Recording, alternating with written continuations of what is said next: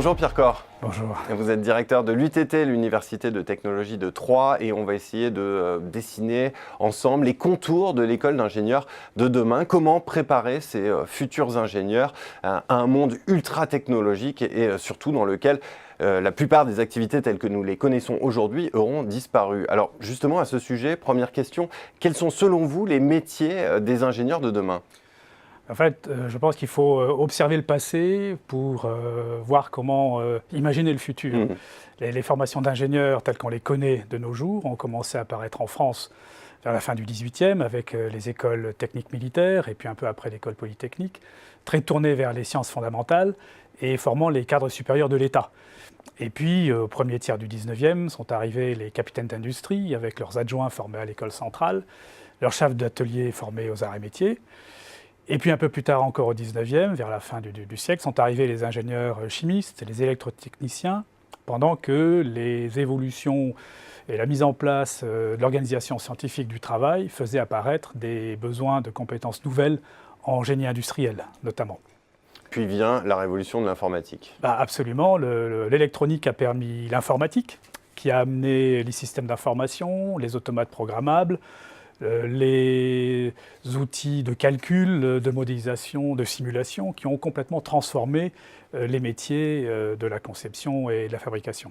Et maintenant, on en est à l'industrie du futur. Comment préparer les futurs ingénieurs à cette industrie du futur ? Alors effectivement, depuis une quinzaine d'années, les performances de l'électronique ont permis des nouveaux développements des télécommunications qui ont fait apparaître ces concepts nouveaux d'objets connectés et intelligents, d'Internet des objets, de transition digitale.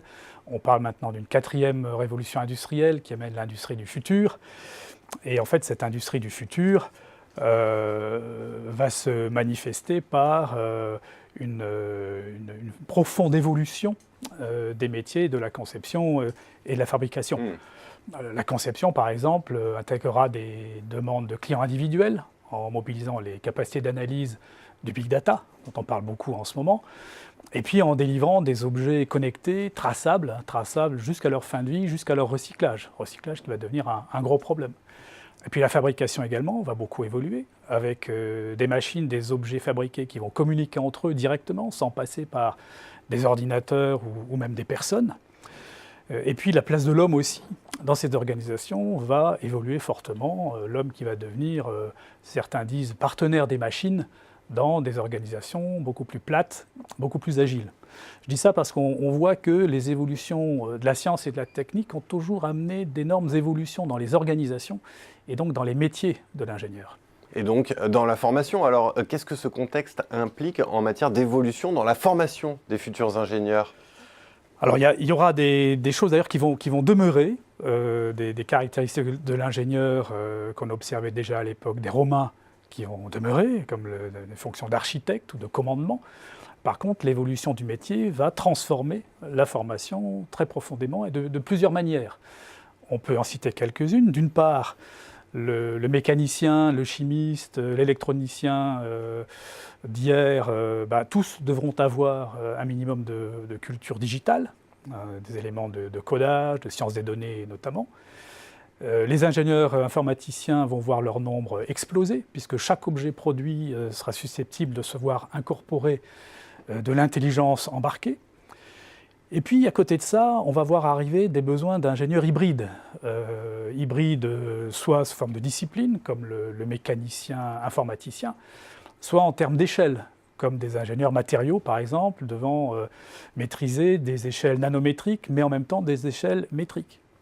Et puis, troisième élément, on va voir très rapidement des besoins d'optimisation de ces objets connectés.